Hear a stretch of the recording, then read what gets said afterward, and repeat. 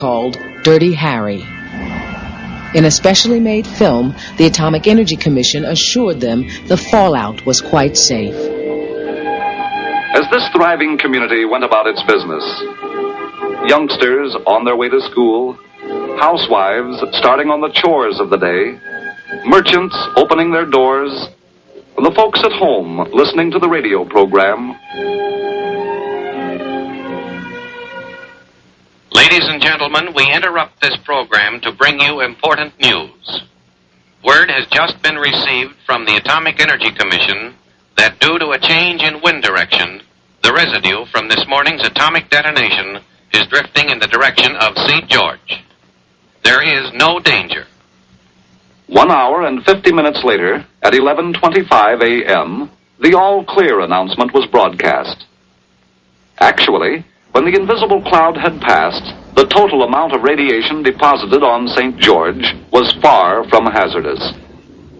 Then you may ask, why were the people asked to stay indoors? For a very simple reason.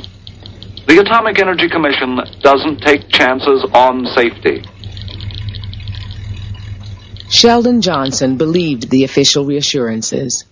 He'd come home to St. George from the war and married. We felt in the 50s and 60s that atomic energy was the greatest thing that ever happened, and we were part of it, and it was just a blessing in our lives. And besides, more motels were filled by people coming through, and more cafes sold meals, and it was a prosperous thing, and we needed that kind of a boost in the economy. And so we thought the atomic testing was great for St. George at that time.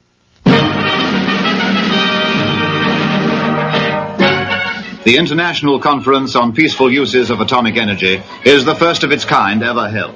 In 1955, 73 countries met in Paris.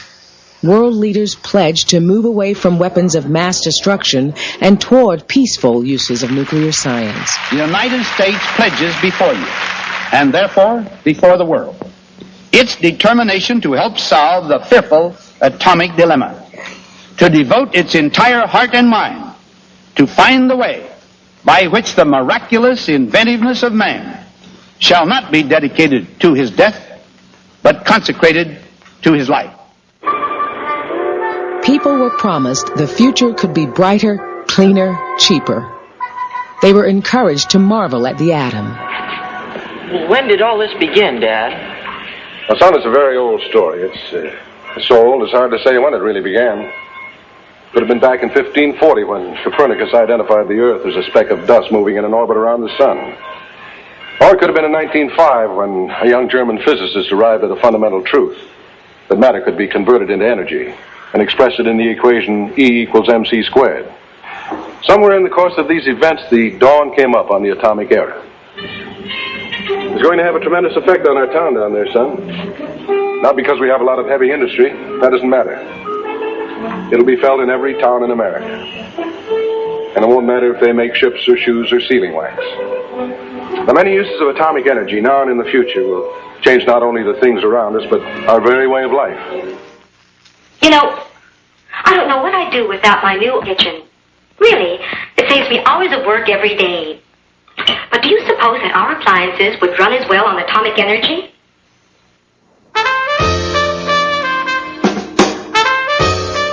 The first country to feed electricity from an atomic power station into people's homes was Britain in 1956.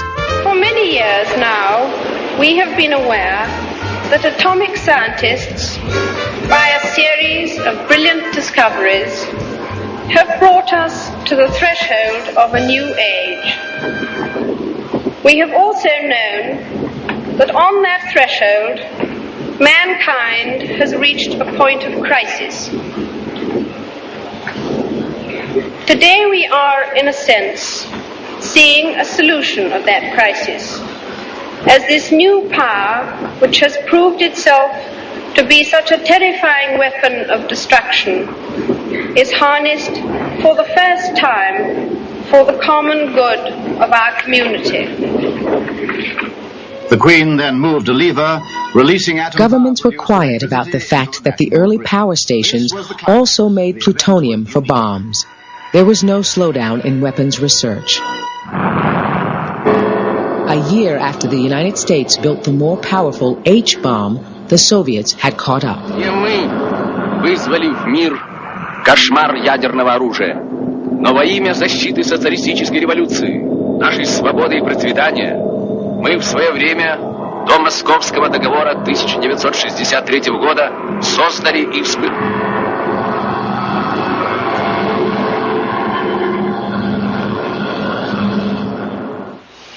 We must learn to live in a world where we have the hydrogen bomb and the enemy of freedom has the hydrogen bomb.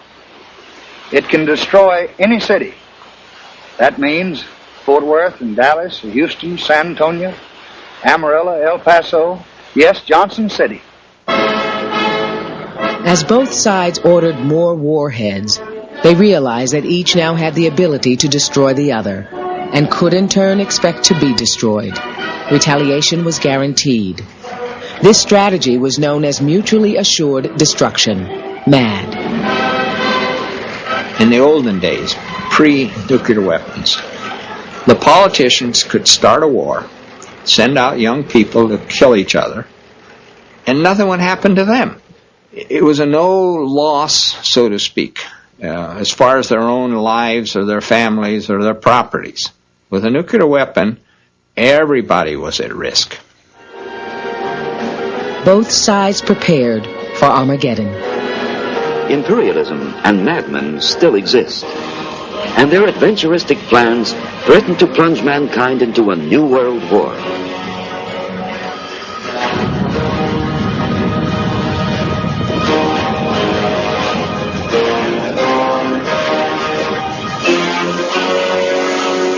The aggressor should bear in mind that if they start a war, the Soviet armed forces will retaliate with a swift, crushing blow.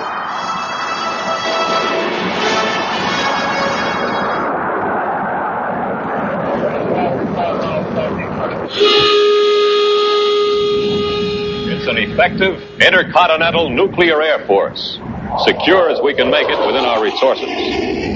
A sizable portion of it is secure from destruction by the enemy, regardless of what offensive and defensive action he takes against it. The size, composition, and alertness of the offense force is such that the enemy realizes that an attack on the United States would likely mean committing national suicide. Nobody wins in nuclear war because both sides are sure to suffer terrible damage. In the Soviet Union, Europe, and the United States, citizens now lived in a heightened state of nuclear terror.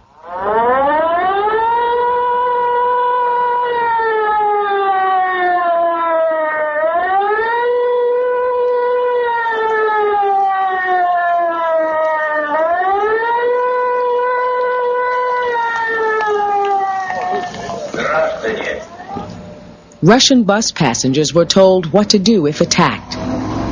Товарищи, не волнуйтесь. Во время воздушной тревоги весь городской транспорт выходит за черту города, где жители будут в большей безопасности.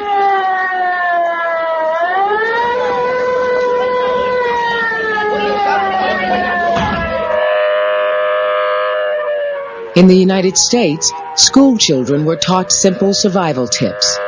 Dum-dum, diddle-dum-dum, there was a turtle by the name of Bert, and Bert the turtle was very alert. When danger threatened him, he never got hurt. He knew just what to do. He ducked and covered, ducked and covered. Be sure and remember what Bert the Turtle just did, friends, because every one of us must remember to do the same thing. That's what this film is all about. Duck and cover. Paul and Patty know this. No matter where they go or what they do, they always try to remember what to do if the atom bomb explodes right then. It's a bomb. Duck and cover. Sundays, holidays, vacation time, we must be ready every day, all the time, to do the right thing if the atomic bomb explodes. Duck and cover. That's the first thing to do. Duck and cover. First, you duck. And then you cover. You duck and cover tight. Duck and cover under the table. It's a bomb. Duck and cover. He did what we all must